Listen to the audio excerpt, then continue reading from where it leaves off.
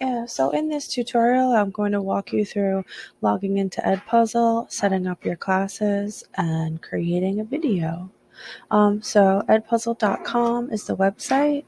All right, and what this does is it allows you to choose any video and add comprehension features to it. We're going to look at those features in a minute. So if you haven't signed up yet, make sure you do that. All right, you can make sure that you say that you're a teacher. I already have an account. So I'm going to sign in. That's not it. Using my Google account. I recommend that you sign in using your Google account if you are wanting to bring your Google Classrooms into your EdPuzzle classrooms.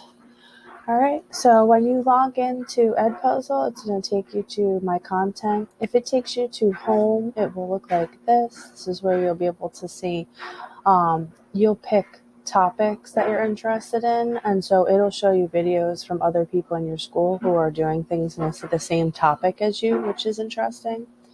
There's also videos that you can add based on curriculum. So if you're teaching a curriculum, you can see things that they've curated for you, your school, and then the stuff that you've created.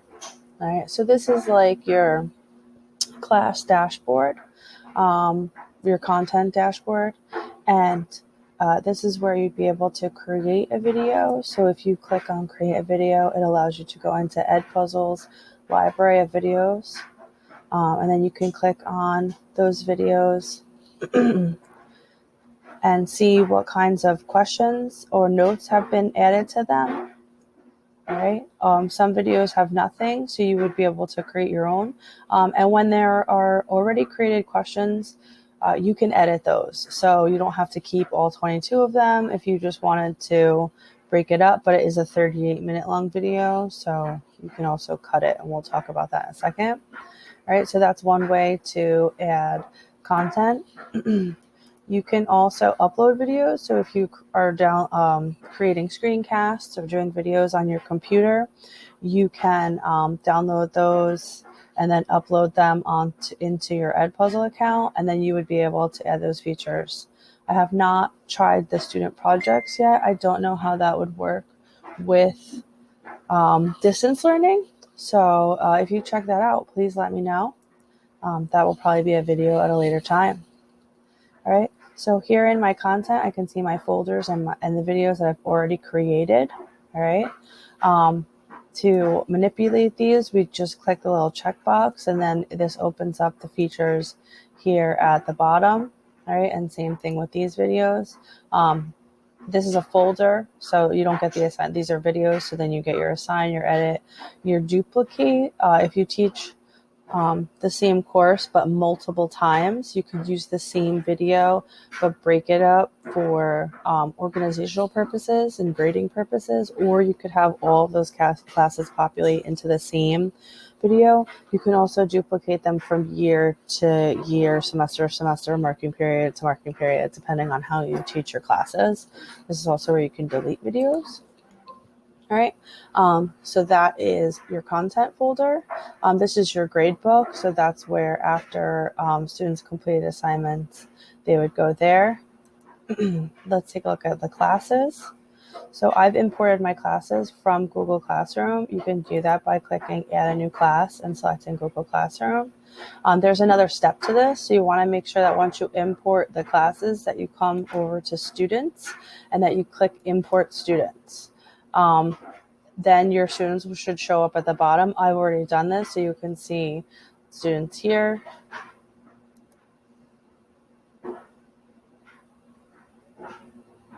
All right, and that's the classes. So another great way to add content to EdPuzzle is by using the Chrome Web Store extension. All right, once you download the extension, it will be with the rest of your extensions here at the top of the screen. All right. You don't have to activate it every single time. What it does is when you come to your YouTube page, all right, and you search for video, when you find a video that you're interested in using, it adds a button here. So this little edit with EdPuzzle button, all right? So then you could take this, and what this does is now it will take out the ads, and it will allow you to add the comprehension features. So these are what the comprehension features look like. All right, so you can cut the video. So this is a really long video, all right, 14 minutes and 27 seconds. So I could cut the video down into chunks, all right, by dragging this and clicking add cut. So it would cut this section to a shorter segment. And then when I rename them, because you can rename them up here, you could make it part 1, part 2, part 3. All right. So that's how you can cut up the video. You can also add voiceover. So there's 2 ways that you might use this. If the video is like a demonstration with no words, sometimes they're just music, and I'm like, my students need this to be explained, like what is happening. You could add your own voiceover to it, or if you've created some like demonstration videos, you could add voiceover to those. You can also add voiceover if you're trying to explain something further for your student. So if you think that they might need further explanation, it will lower the volume of the video and your voiceover will talk over it. Just like if you were in class and you were kind of emphasizing something from the video, all right? And you can do this while it's playing. So as it's playing, you can pause it and you can say start recording. Obviously, you'd have to allow the microphone. And then I would stop the recording, and then it would be a little voice recording clip here that the students would be able to listen to when they got to that point. All right, and you can delete them if you decide they don't need that. Okay. Questions. You can add multiple choice questions. All right, I love this because they give you all of your features, links, pictures. So if you're doing this for primary, elementary school kids, you can have like pictures as your answers or in the questions to help them. Your different text editing tools. You can have your equation tools that you can use.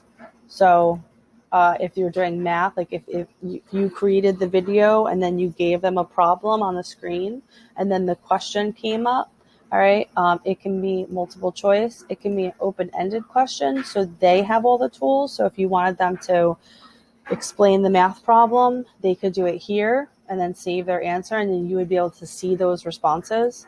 With multiple choice, it would grade it for you, or you could just add a note, all right, to remind them of something, or things like that. All right, you can also record audio. Okay, so these are the 3 ways that you can add comprehension features to the videos in EdPuzzle, and then when you're finished, you would click finish. All right, and then you would be able to see your video with all the questions, and and actually watch it play out and how it would look for the students, and then you could decide if you want to edit it. If you want to duplicate it, so like I said, you could change the title for different classes, or you could delete it. But when you assign it, then this will take you to your classes page. This is where you'd be able to assign it. You could set up a start and end date. Remember, a lot of times with these due dates, after that point, the student won't be able to complete the assignment anymore. So you might want to think about that and how that would work for your class. You can prevent skipping so that they can't go forward unless they participate in whatever it is that you gave them. You can turn on closed captioning. So if you have students who are hard of hearing or who benefit from seeing it and reading it, I know sometimes that helps me. All right.